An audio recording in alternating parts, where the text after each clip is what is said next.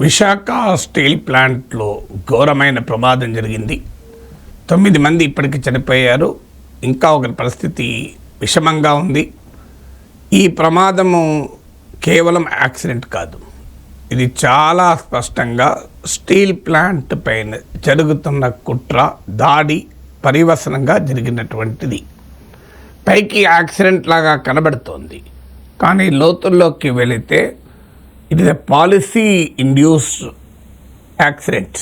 అంటే విధానపరమైన చర్యల వల్ల జరిగినటువంటి ప్రమాదం. కార్మికుల అసమర్థత వల్లనే స్టీల్ ప్లాంట్ నష్టాల్లో ఉందని పాలకులు మాట్లాడుతూ ఉంటారు. ఇప్పుడు ఏ కార్మికుల అసమర్థత వల్ల ఈ ప్రమాదం జరిగింది? ఇది యాజమాన్య అసమర్థత కాదా? ఇది ప్రభుత్వాల విధానపరమైన ప్రభావం కాదా? ఇవాళ అనేక మంది సేఫ్టీ ఎక్స్పర్ట్ చెప్తున్నారు. నేను కూడా చాలామంది అక్కడ పనిచేస్తున్న కార్మికులతో, కార్మిక సంఘాల నేతలతో, కొంతమంది అధికారులు, రిటైర్డ్ అధికారులు, ఇలా ఎక్స్పర్ట్స్తో కూడా మాట్లాడాను. సో ఈ పరిణామానికి, ఈ ప్రమాదానికి కారణం ఏంటి అంటే స్థూలంగా ఒకటి స్టాండర్డ్ ఆపరేటింగ్ ప్రొసీజర్స్. అంటే ఇది జరిగింది బ్లాస్ట్ ఫర్నేస్ నుంచి ద్రవ రూపంలో ఉక్కు స్టీల్ మీకు స్టీల్ మెల్టింగ్ షాప్ SMSకి వస్తుంది. నేను స్టీల్ ప్లాంట్ అనేకసార్లు వెళ్ళాను. బ్లాస్ట్ ఫర్నేస్తో సహా స్టీల్ ప్లాంట్ను చూసి కూడా వచ్చాను నేను. సో నేనేమి ఇంజనీర్ కాదు, కానీ కామన్ మ్యాన్గా మనకు అర్థం కావాల్సింది దీంట్లో బ్లాస్ట్ ఫర్నేస్ అంటే ఒక రకంగా అన్ని రకాల రా మెటీరియల్స్ను, కోక్ను, ఐరన్ ఓర్ను, ఇలా డోలోమైట్, ఇలా అనేక రకాల రా మెటీరియల్ని కలిపి బ్లాస్ట్ ఫర్నేస్లో ఉడకబెడతారు. సామాన్యుడి భాషలో చెప్పాలంటే ఒక కుండలో ఇవన్నీ కలిపి ఉడికిస్తారు. సో దాని నుంచి ఉత్పత్తి అయ్యేటువంటి ద్రవ రూపంలో ఉండే స్టీల్ కాస్త స్టీల్ మెల్టింగ్ షాప్కి వస్తుంది. స్టీల్ మెల్టింగ్ షాప్లో కొన్ని స్టాండర్డ్ ఆపరేటింగ్ ప్రొసీజర్స్ ఫాలో అవుతారు. ఉదాహరణకు అడిషన్స్ ఉంటాయి అక్కడ. సో అడిషన్స్ ఏంటంటే కొన్ని ఫెరో అలాయ్స్ కలుపుతారు. సిలికాన్ మ్యాంగనీస్, అలాగే మీకు కొంత అల్యూమినియం, ఇలా ఫెరో అలాయ్స్ను కూడా కలుపుతారు. దానివల్ల అవసరమైన వాల్యూ అడిషన్ చేస్తారు. దాంతోపాటు ఇంప్యూరిటీస్ను తొలగించే ప్రక్రియ కూడా చేస్తారు. దాంతోపాటు ఇక్కడ ఏమవుతుందంటే టెంపరేచర్, ఈ ద్రవ రూపంలో ఉన్నటువంటి ఈ స్టీల్ను స్టాండర్డ్ టెంపరేచర్లోకి తీసుకురావాల్సి ఉంటుంది. ఎందుకంటే మళ్ళీ దాన్ని కాస్టింగ్ డివిజన్ అంటే అవసరమైన రూపాల్లోకి తీసుకురావాలి. దాన్ని అన్నప్పుడు దానికి కావలసినటువంటి టెంపరేచర్, స్టాండర్డైజ్డ్ టెంపరేచర్ని కూడా క్రియేట్ చేయాల్సి ఉంటుంది. సో ఇదంతా, ఈ ప్రక్రియ అంతా దీన్నే స్టాండర్డ్ ఆపరేటింగ్ ప్రొసీజర్స్ అంటారు. అంతేకాకుండా ఆ ద్రవ రూపంలో ఉన్నటువంటి స్టీల్లో ఏవైనా పూర్తిగా కలిసిపోయిందా లేదా అనేది కూడా చూడాల్సి ఉంటుంది. ఎందుకంటే దీన్ని ఒక సామాన్యుడి భాషలో చెప్పాలంటే వెన్నను చిలికినట్టుగా చిలుకుతారు. దాన్ని పర్జింగ్ అంటారు. బాటమ్ నుంచి ఈ పర్జింగ్ కూడా చేస్తారు. సో ఈ ప్రక్రియ అంతా చేస్తారు. ఎక్కడ గడ్డలు కట్టి ఉండొచ్చు, ఇలాంటి ఏమైనా ఉన్నాయా అని. సో అదంతా అయినాక ఈ స్టాండర్డ్ ఆపరేటింగ్ ప్రొసీజర్స్లో పూర్తయ్యాక మీకు కాస్టింగ్ డివిజన్లోకి వస్తుంది. కంటిన్యూయింగ్ కాస్టింగ్ డివిజన్, CCD అంటారు. సో ఈ ప్రమాదము ఇప్పుడు ఇక్కడ జరిగింది. ఈ ప్రమాదము జరిగిన దానికి కారణాలు ఏంటంటే దీన్ని ఒక రకంగా బకెట్ల రూపంలో అనుకోండి. మనకు సామాన్యుడి భాషలో చెప్పాలంటే లాడిల్స్ అంటారు, కానీ బకెట్ రూపంలో ఉన్నది కాస్త ఇది స్పిల్ ఓవర్ అయిపోయి అందులోపల పేలుడు జరిగిందా, మరి ఏం జరిగిందో మీకు ఇన్వెస్టిగేషన్లో తేలాలి. అక్కడ నుంచి స్పిల్ ఓవర్ అయిపోయి ఆ ద్రవ రూపంలో ఉన్నటువంటి స్టీల్ కాస్త అక్కడే ఫ్లోర్ పైన పనిచేస్తున్న కార్మికుల పైన పడి వారు గుర్తించలేనంత స్థాయిలో కలిపోయారు. సో ఈ ప్రమాదం ఎందుకు జరిగింది అంటే ఈ స్టాండర్డ్ ఆపరేటింగ్ ప్రొసీజర్స్ను ఫాలో కావడంలో లోపాల వల్ల జరిగి ఉండవచ్చు అని. ఉదాహరణకు ఆ పర్జింగ్ సరిగా జరగకపోవచ్చు, లేదు ఎందుకంటే అక్కడ ఇవాళ అవసరమైన ఎక్విప్మెంట్ కూడా ఆ మెయింటెనెన్స్ సరిగా లేదు. చాలా ఓల్డ్ ఎక్విప్మెంట్ ఉంది, మీరు ఆధునీకరించడం లేదు. ఎన్ని రోజుల నుంచి మొత్తుకున్నా సో మీకు ఆఖరికి ఆ పర్జింగ్ పైపులు కానుంచి మొదలుకొని అన్నిట్లో కూడా చాలా ఓల్డ్ మిషనరీతో పనిచేస్తున్నారు. సో దీని వల్ల జరిగినటువంటి ఇది మొదటి కారణంగా కార్మికులు సేఫ్టీ ఎక్స్పర్ట్ చెప్తున్నారు. రెండవది, ఇందులో క్వాలిటీ ఆఫ్ రా మెటీరియల్స్ పై కూడా మీకు ప్రశ్నలు ఎదురవుతున్నాయి. మీకు ఈ ఫెరో అలాయిస్లో కావచ్చు, ఇతరత్ర కూడా కావచ్చు, ఆ రా మెటీరియల్స్లో ఉండే క్వాలిటీపై కూడా అనుమానాలు వ్యక్తమవుతున్నాయి ఇటీవల కాలంలో. మూడవది ఏంటంటే దీన్ని మీకు మ్యాన్ పవర్, ఎందుకంటే ఇది ఆటోమేషన్తో కూడిన దాన్ని పెద్ద ఎత్తున ఇటీవల కాలంలో కాస్ట్ కటింగ్లో భాగంగా మ్యాన్ పవర్ను గణనీయంగా తగ్గించారు.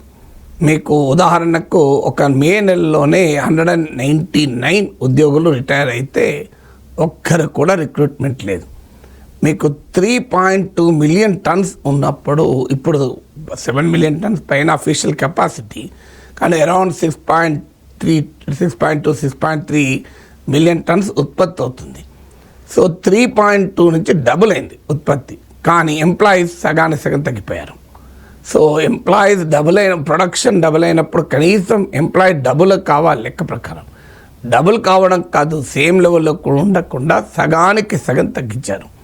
అనేక ఆపరేషన్స్ను ప్రైవేట్ కాంట్రాక్ట్లకు ఇప్పించారు. అంటే highly skilled and experienced man power retire అవుతున్నారు. వారు రిటైర్ కాకముందు సాధారణంగా ఇలాంటి ఫ్యాక్టరీలో ఏం చేస్తుంటారంటే సీనియర్ ఉద్యోగులు ఉన్నప్పుడే ఈ జూనియర్ ఉద్యోగులు జాయిన్ అవుతుంటారు. ఈ సీనియర్ల దగ్గర వారు శిక్షణ పొందుతూ ఉంటారు. సో సీనియర్ ఉద్యోగులు రిటైర్ అయ్యే సమయానికి ఈ జూనియర్స్ కాస్త అనుభవం తెచ్చుకొని సీనియర్గా మారుతారు. కానీ చాలా కాలంగా రిక్రూట్మెంట్ లేకపోవడం వల్ల అనుభవం కలిగిన సాంకేతిక నిపుణులు, టెక్నికల్ మ్యాన్ పవర్ రిటైర్ అయిపోయారు. కాంట్రాక్టర్లకు అప్పచెప్పారు. అనుభవం లేని వారితో పనులు చేయించుకుంటున్నారు. వీటి ఫలితంగా కూడా ఈ ప్రమాదం జరిగి ఉండవచ్చు. ఇవన్నీ కూడా ఇప్పటికైతే వివిధ నిపుణులు, కార్మికులు, కార్మిక సంఘాల నేతలు, దశాబ్దాలుగా కార్మికుల సంక్షేమం కొరకు పనిచేస్తున్న వారు ఇచ్చిన సమాచారం ఫైనల్గా ప్రభుత్వం నియమించినటువంటి విచారణ కమిటీ దీనికి రీజన్స్ను తేల్చాలి. సో అప్పటిదాకా మనం అది 2 నెలలు పడుతుందో 3 నెలలు పడుతుందో సో అప్పటిదాకా మనం విశ్లేషించకుండా ఉండలేం కనుక ఈ అనుభవజ్ఞులు చెప్పినటువంటి అంశాల ఆధారంగా కారణాలు విశ్లేషిస్తున్నాడు. మీడియాలో కూడా అన్ని పత్రికల్లో కూడా అనేక మంది నిపుణులు కోట్ చేస్తూ మీకు డీటెయిల్గా వార్తా కథనాలు కూడా వచ్చాయి. హిందూ లాంటి పత్రికలు ఎక్స్పర్ట్స్ను ఇంటర్వ్యూ చేస్తూ క్వశ్చన్లు వచ్చాయి. ఈనాడు పత్రికలు ఏకంగా సంపాదకీయమే రాశారు. మీరు చదవండి అసలు ఇందులో కారణాలు ఏంటి, లోతుపాతుల్లోకి వెళ్తే మనకు అర్థమవుతుంది. ఇలాంటి కాంప్లెక్స్ ఆపరేషన్స్ ఉండేటువంటి స్టీల్ ప్లాంట్లో యాక్సిడెంట్లకు అనేక కారణాలు ఉండవచ్చు కూడా. మీరు ఉదాహరణకు లాడిల్ బ్రేక్ డౌన్ వల్ల యాక్సిడెంట్ జరగచ్చు. లాడిల్ అంటే నేను ఇంతకుముందు చెప్పానే, సామాన్య భాషలో అర్థం కావాలంటే ఆ ద్రవ రూపంలో ఉండే స్టీల్, మోల్టెన్ స్టీల్ను కలిగి ఉన్నటువంటి ఒక బకెట్ల లాంటివి. సో వీటిని కాస్టింగ్ డివిజన్లోకి అంటే మీకు అవసరమైన షేప్స్లోకి తీసుకెళ్ళటానికి ఇందులో సప్లై అవుతూ ఉంటాయి. సో ఆ మోల్టన్ స్టీల్ అంటే ఆ ద్రవ రూపంలో ఉన్న స్టీల్ 1600 సెంటీగ్రేడ్స్ ఉంటుంది. మీరు ఊహించవచ్చు ఎంత వేడియో. సో భయంకరమైన వేడి ఉంటుంది కనుక ఆ వేడిని తట్టుకోవటానికి ఆ లాడిల్స్ లైనింగ్ ఉంటుంది. అంటే దాని చుట్టూ దాని లైనింగ్ అంటే దాన్ని కవర్ చేసేదిగా మీకు హైలీ హీట్ రెసిస్టెంట్ బ్రిక్స్తో ఉంటుంది. సో ఈ లైనింగ్ను అంటే అవుటర్ లేయర్గా ఉన్నదాన్ని ఏదైనా పలచబడిన దాంట్లో క్రాక్స్ వచ్చినా ఈ అత్యంత వేడితో కూడిన ఈ మోల్టెన్ ద్రవరూపంలో ఉన్న స్టీల్ లాడెల్ బ్రేక్ చేసుకొని బయటికి స్పిల్ ఓవర్ అయ్యే అవకాశం ఉంటుంది. 2013లో ఒరిస్సాలోని భూషణ్ స్టీల్లో యాక్సిడెంట్కు ఇదొక కారణం. ఇప్పుడు విశాఖ స్టీల్లో కూడా ఇలాంటి కారణాలు ఉన్నాయో మనకు విచారణలో తేలాలి. కానీ పాసిబుల్ రీజన్స్లో ఒక రీజన్గా చెప్తున్నారు ఎక్స్పర్ట్స్. ప్రైవేటీకరించడానికి గత కొంతకాలంగా జరుగుతున్న ప్రయత్నాల్లో భాగంగా పెద్ద ఎత్తున మ్యాన్ పవర్ను కుదిస్తున్నారు. ఇది నేను చెప్పడం కాదు, ఈనాడు సంపాదకీయంలో రాశారు చూడండి మీరు.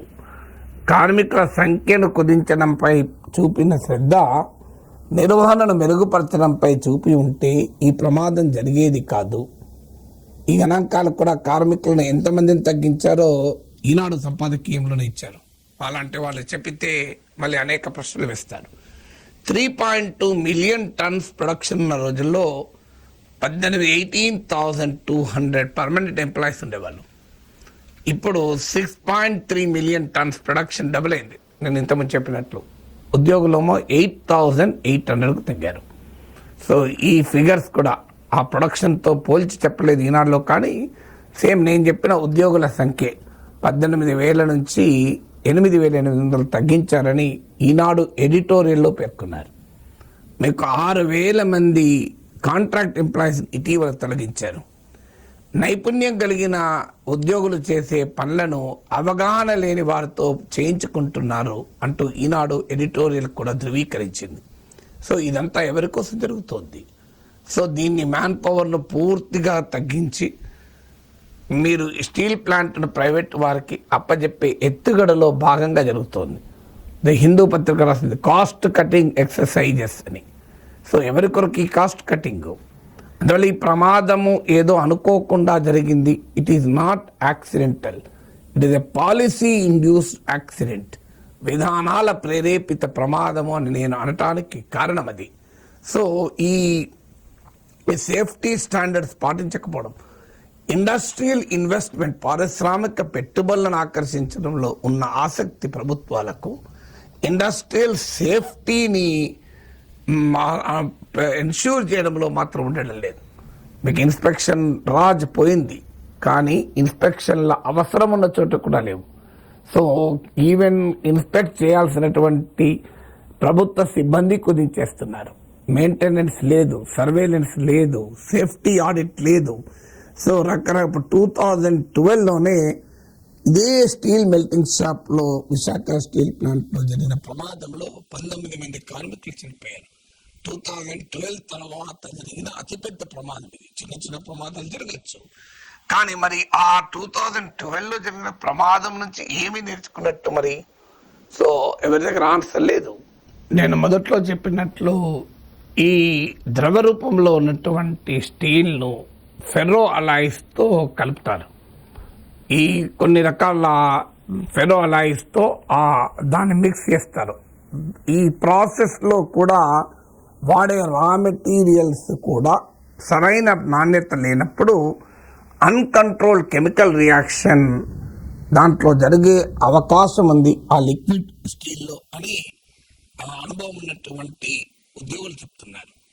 ఇంకా ఆశ్చర్యం వేస్తే మనకు ఇప్పుడు ఆ బకెట్ రూపం ఆ బకెట్ లాంటి దాంట్లో లాడల్లో ఈ మెల్టింగ్ అయిన కండిషన్ ద్రవ రూపంలో ఉన్న స్టీల్ వస్తుంది.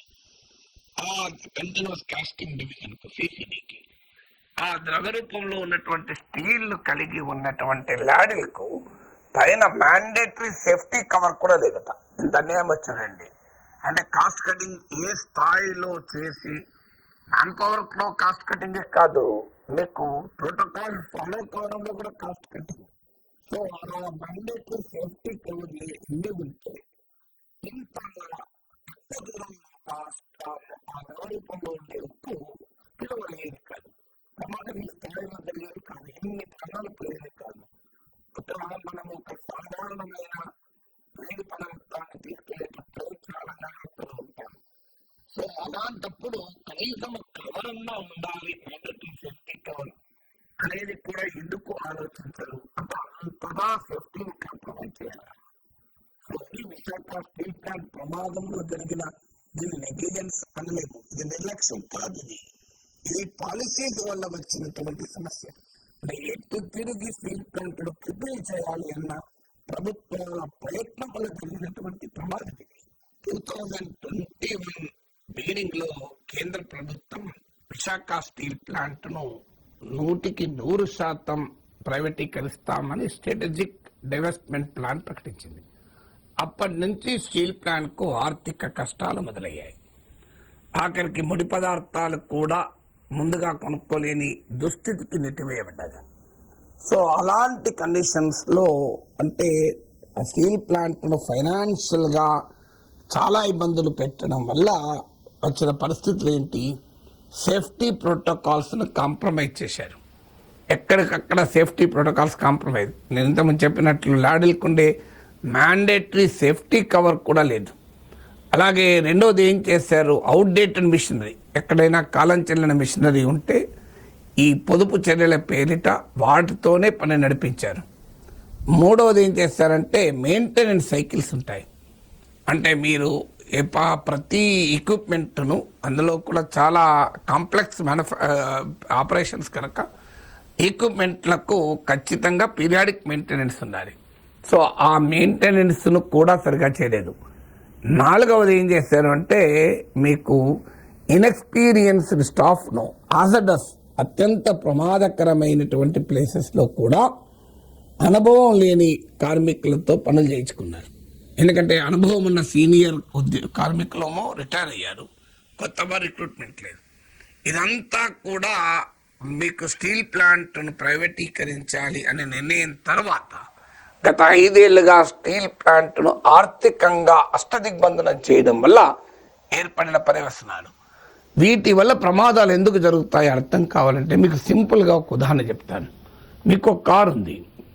మీ కారును రెగ్యులర్గా మీరు సర్వీసింగ్కి ఇస్తారు. ఆ సర్వీసింగ్ అప్పుడు అన్నీ చూసి ఏదైనా చెడిపోయేది, ఆగిపోయే ప్రమాదం ఉంది అంటే ముందుగా మీకు ఈ పరికరం, ఈ కాంపోనెంట్ మారిస్తే బెటర్ అని చెప్తారు. వీల్ అలైన్మెంట్ చేస్తారు. అలాగే మీకు ఆయిల్స్ ఏమైనా తక్కువ ఉంటే యాడ్ చేస్తారు. ఇదంతా చేస్తారు. మీరు పొదుపు చర్యల్లో భాగంగా అంటే కారు పైన ఎక్కువ ఖర్చు పెట్టదలుచుకోలేదు అని సమయానికి సర్వీసింగ్ ఇవ్వరు, మెయింటెనెన్స్ ఉండదు, ఏదైనా దెబ్బతిన్న పరికరాలను మార్చరు, పాత వాటితోనే, అరిగిపోయిన వాటితోనే నడుపుతూ ఉంటారు. మీకు అనుభవం కలిగిన డ్రైవర్ అయితే ఎక్కువ జీతం ఇవ్వాలని అనుభవం లేని డ్రైవర్ని పెట్టుకుంటారు. ఏం జరుగుతుంది? కారు ప్రమాదానికి గురి కాదా? కారు విషయంలోనే ఇలా పొదుపు చర్యల పేరిట చేసే కాస్ట్ కటింగ్ చేస్తే ప్రమాదం ఉంటుంది. ఇది మన అందరి అనుభవం కదా, కారో బండో ఏదైనా కానివ్వండి. సో అలాంటి అయినప్పుడు ఆటోమేటిక్గా ఇంత పెద్ద పెద్ద స్టీల్ ప్లాంట్ లాంటి అత్యంత కాంప్లెక్స్ ఆపరేషన్స్లో కాస్ట్ కటింగ్ పేరిట చేసే నిర్లక్ష్యాలు, కాంప్రమైజెస్ వల్ల ఇలా అన్నం పుణ్యం మెరుగైన కార్మికులు ప్రాణాలు కోల్పోయారు కదా.